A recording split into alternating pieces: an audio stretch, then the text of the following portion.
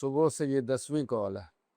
سیاستدان، بڑے آفیسرز، وڈیرے، یہ سب جاننا چاہتے ہیں کہ پنکی لاک اپ میں کیا اگل رہی ہے. تمہاری نوکری کی عمر تھوڑی لگ رہی ہے انسپیکٹر. اوپر سے کال آ رہی ہے، اٹھا کیوں نہیں لیتے؟ ہو سکتا ہے اگلی کال تمہارے آفیسر کی نہیں، تمہاری موت کی ہو. خاموش، زبان کو لگام دو. یہ جو وائٹ اینڈ گولڈ کوک اس شہر کے بچوں کی رگوں میں گھول رہی ہوں نا، اس کا حساب اس کمرے میں دینا ہوگا تمہیں. تمہیں کیا لگتا ہے کہ اس کمرے میں فیصلہ تم کر رہے ہو؟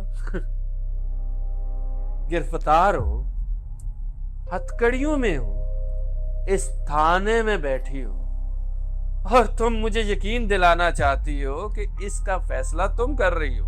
انسپیکٹر، کچھ لوگ قید میں بھی آزاد ہوتے ہیں اور کچھ لوگ وردی پہن کر بھی غلام ہوتے ہیں.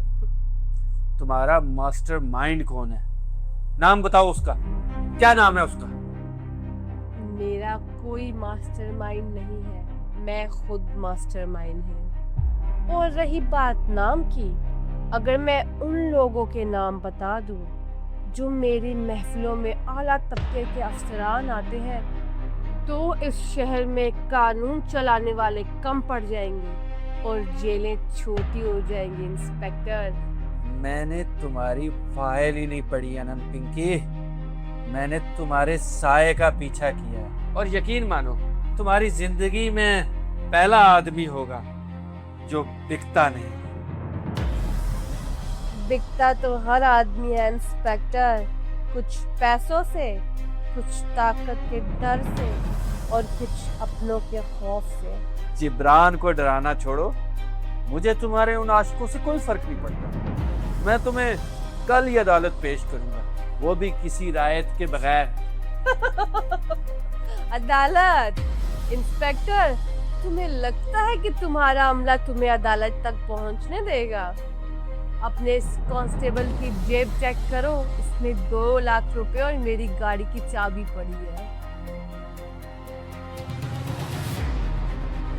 تمہیں شرم نہیں آئی؟ اسے کیا کہتے ہو انسپیکٹر؟ یہ تو بک چکا ہے. فکر تو ان کی کرو جنہوں نے اسے خریدا ہے.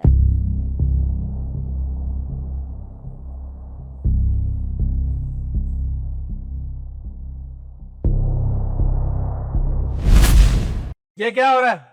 میں نے کہا تھا نا انسپیکٹر، یہ لوگ مجھے عدالت نہیں قبرستان بھیجنا چاہتے ہیں کیونکہ زندہ پنکی سب کو لے ڈوبے گی اور اب تم بھی میرے ساتھ پھنس گئے ہو انسپیکٹر. آپ پنکی کو بچاؤ.